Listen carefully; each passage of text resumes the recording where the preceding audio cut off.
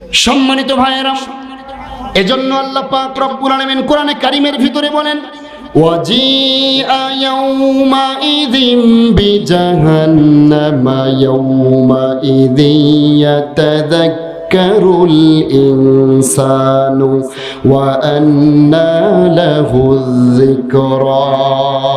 আল্লাহু আকবার বলেন। কিয়ামতের দিন যখন জাহান্নামকে সামনে আনা হবে, মানুষগুলো সেদিন বুঝতে পারবে, কিন্তু সেদিন বুঝে আসার দ্বারা কোনো ফায়দা হবে?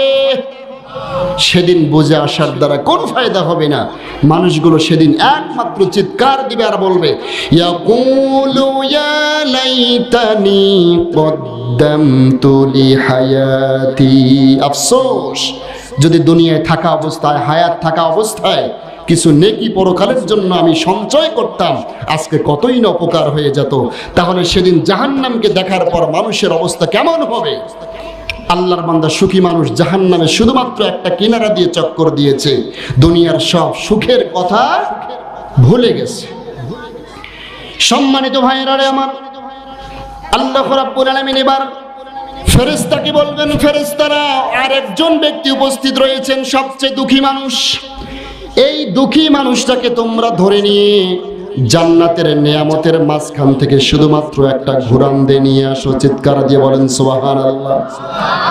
ফেরেশতারা আল্লাহর বান্দাকে ধরে জান্নাতের নাজ নেয়ামতের কিনারা দিয়ে একটু ঘুরান দেবেন, এরপরে আল্লাহ রাব্বুল আলামিনের দরবারে উপস্থিত করবেন। আল্লাহ রাব্বুল আলামিন বান্দাকে প্রশ্ন করবেন, ইয়া আব্দুল্লাহ, হে আমার বান্দা, বলো দুনিয়ার জমিনে সবচাইতে তুমি দুঃখী মানুষ ছিলে, দুনিয়ার জমিনে সবচাইতে দুঃখ কষ্ট দুর্দশার ভিতরে তোমার জীবন কেটেছে।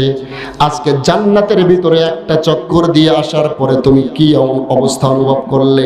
দুনিয়ার জমিনে তুমি কত দুঃখ কষ্টে ছিলে, একটু বিবরণ দাও। আল্লাহর বান্দা কান্না করবে আর বলবে, আল্লাহ,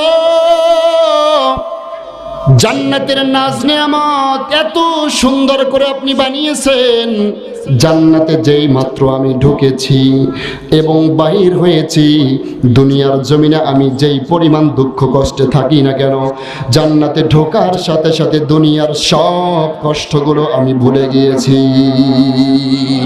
জান্নাত চির সুখেরই ঘর, জান্নাত চির সুখেরই ঘর, যদি জানতে ওগো তুমি, মায়া ঘেরা রঙিন পৃথিবী নয় তো সুখের খনি, মায়া ঘেরা রঙিন পৃথিবী নয় তো সুখের খনি।